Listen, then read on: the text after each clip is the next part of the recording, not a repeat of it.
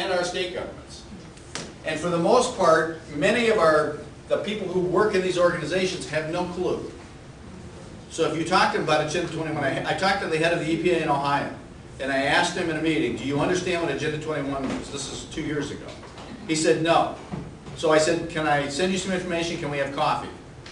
I sent him the information. We sat down and we had coffee. Really nice guy. And he had no clue. And so that kind of woke him up a little bit. Now, we've not revisited this talk since then, but I'd like to know what he thinks today, because he's implementing these concepts.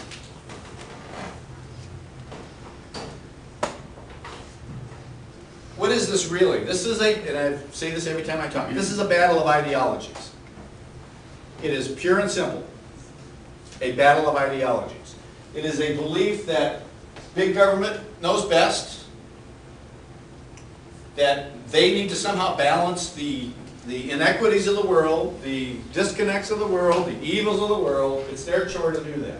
Versus those of us who are constitutionally oriented, personal liberty oriented, who believe in personal freedom, and that if people are educated and understand, they will do the right things. That's what this is. And you know the players. You know this guy here, right? That's right. A big, bad, evil guy. He and Karl Marx would do well together if Karl was around. You know who this lady is? Lisa Jackson. She's the head of the EPA who was supposed to have been fired for shenanigans with her email. I think she's still there. You know this guy here? Ed Fitzgerald, County Commissioner. Yep. I recently had a conversation with him in the middle of a County Commissioner Association meeting down in Columbus. How'd that go? He didn't shake my hand when he left the room. Let me just put it to you that. And so I was challenging, and I will tell you, you know these guys because they stand up, and if you're in Cleveland, they're on safe ground. They get outside of Cleveland and they're not on such safe ground. But they stand up and they say, this is a progressive thing we're doing. So proud that they are making steps and movement toward their ideals and their ideologies. And so then I asked him a question about accountability, because he has no accountability within Cleveland. That's my perception. He's a little dictator there. And we had a further conversation about that. And I said to him, based on that conversation, well, I've seen this approach before as I traveled communist China. And I didn't like what I saw there either. He didn't like that. So we had a little bit more of a conversation, and actually we had a very cordial conversation about ideology, basically. Some ideas and some concepts. What's that? He needs to go home to Lakewood. He does. I mean, he's actually not a bad guy. He's just a little goofy in his thinking. Way goofy. Okay, again, battle of ideologies. What are those ideologies? Big government, collective property rights. And I'm going to highlight a couple of these. Collective property rights. Sustainable development, that is imposed, not elective or based on free choice. Regional decision making, because that is a collective decision making. That is an imposed decision making. That's telling you where you should live. That's telling you where you should put your company. That's telling you how you should get from point A to point B. Centralized economic planning, so on and so forth, versus all those other things that you're all familiar with. Today we had a minor success. NOACA, I happen to sit on the NOACA board. One of my duties, I'm an alternate on NOACA. I regularly question and challenge some of what NOACA is doing. As a result, they've tried to pass a resolution that would make it impossible for me to sit on NOACA. The nature of that resolution required that each of the counties pass the resolution. If any county did not pass the resolution, then it would have failed. The form of the resolution was any alternate, I'm an alternate, any alternate needs to be an employee, an elected official, or an appointed official. I'm none of those. I'm just a passionate, interested individual who was lucky enough to have a good county commissioner who named me to fill that seat. So Grace Gallucci came into our commissioner board today. She made her presentation, she made her case. I got an opportunity to stand up and make my case. We had a debate and a dialogue. The room was filled with Geauga County constituents. The weight of those constituents in the room them being accountable for the outcomes of where this was all gonna go, them being there, influenced the other commissioners, they would not vote against the constituents in that room. And so they voted to make that resolution fail. And so it was a minor success. Good. What is NOACA? What's that? Remind me, what is NOACA? NOACA is Northeastern Ohio Area Coordinating Agency. It is supposed to be responsible for managing the returned federal gas tax dollars, 18 cents on a gallon that comes back to us. It's a requirement that that money flows back through an organization like this for master planning. But in reality, they have grabbed power well beyond what their charter calls for. And so it's a bit of a challenging organization. NOACA is the largest of the 13 MPOs in the state of Ohio, and it is the most powerful and most influential. What's an MPO?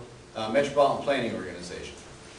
And so How big an area does that cover? it covers 5 counties, and NOACA does. But each of the metropolitan or each of the urban areas, if you're defined to be an urban area, then in order to get your gas dollars back, you need to configure an MPO. At least that's what they say. So, but in any case, so I want to take everybody back just as a refresher to what are the roots of what we think is important.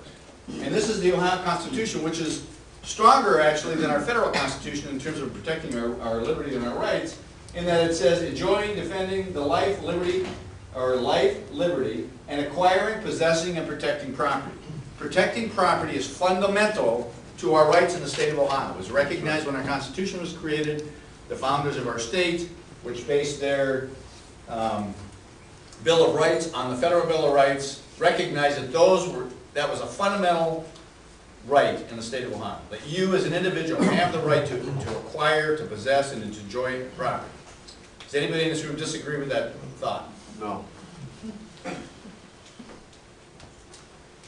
In addition to that, there was a Supreme Court case, and I only bring this up because Judge Grindell, who actually gave me this court case, used a term I wasn't familiar with, and he said it has existed anterior to the development of the form of the government and the development of our Constitution. Anterior to meaning before. It preceded.